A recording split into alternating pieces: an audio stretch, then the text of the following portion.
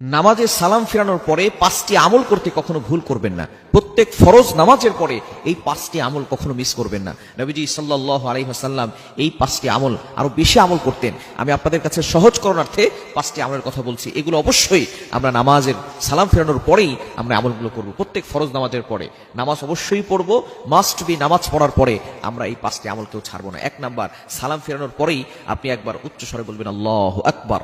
আল্লাহ হলেন সবার বড়। আপনি নামাজ পড়েছেন, সেখানে আল্লাহর ঘোষণা দিয়েছেন, নামাজ শুরু করেছেন আল্লাহু আকবার দিয়ে, নামাজ শেষ করেছেন আসসালামু আলাইকুম ওয়া রাহমাতুল্লাহ বলে, এরপর আপনি আবারও আল্লাহু আকবার বলে আল্লাহকে ঘোষণা দিতে যাচ্ছেন আল্লাহ আপনি হলেন সবার বড়, আপনার থেকে বড় আর কেউ নাই। এরপরে আপনি বলবেন আস্তাগফিরুল্লাহ। মুসলিম শরীফের হাদিস, তিরমিজি শরীফ, বিভিন্ন সিয়াসিত্তার হাদিসের কিতাবের ভিতরে হাদিসটি এসেছে।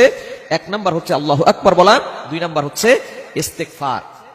অবশ্যই আপনি 3 বার ইস্তেগফার পড়বেন, আস্তাগফিরুল্লাহ আস্তাগফিরুল্লাহ আস্তাগফিরুল্লাহ, এটা 3 বার পড়বেন। আল্লাহর কাছে ক্ষমা প্রার্থনা করে নিব। তাহলে নামাজের ভিতরে যে ভুল ত্রুটিগুলো হয়েছে ছোটখাটো, এগুলো আল্লাহ পাক রব্বুল আলামিন ক্ষমা করে দিবেন।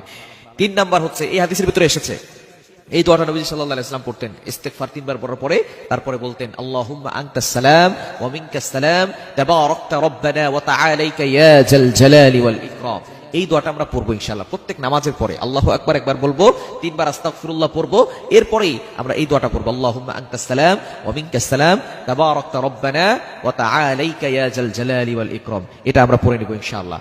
এরপরে হচ্ছে আমরা 4 নম্বরে আয়াতুল কুরসি পড়ব। নামাজের পরে আয়াতুল কুরসি অবশ্যই পড়বেন। 5 ওয়াক্ত নামাজের পরে আয়াতুল কুরসিটা পড়ে নেবেন, কেননা নবীজি সাল্লাল্লাহু আলাইহি ওয়াসাল্লাম জানিয়ে দিয়েছেন মান ক্বারা আয়াতাল কুরসি ফি দুবুরি কুল্লি সালাতিন মাকতুবা লাম ইয়ামনাহু মিন দুখুলিল জান্নাহ ইল্লাল মাউত। অবশ্যই যে ব্যক্তি 5 ওয়াক্ত নামাজের পরে আয়াতুল কুরসি পড়ে, ওই ব্যক্তির মৃত্যু হতে দেরি সাথে সাথে আল্লাহ পাক রব্বুল আলামিন তার কবরখানা জান্নাতের বাগান বানিয়ে দেন। অর্থাৎ কবরে দেওয়ার পরেই মৃত্যু শুধু তার বাকি থাকে, একটা দেয়াল হিসেবে থাকে।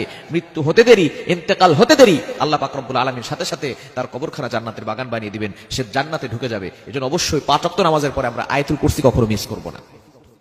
5 নাম্বার আমলের কথা, সেটা হচ্ছে সুবহানাল্লাহ 33 বার, আলহামদুলিল্লাহ 33 বার, আল্লাহু আকবার 33 বার।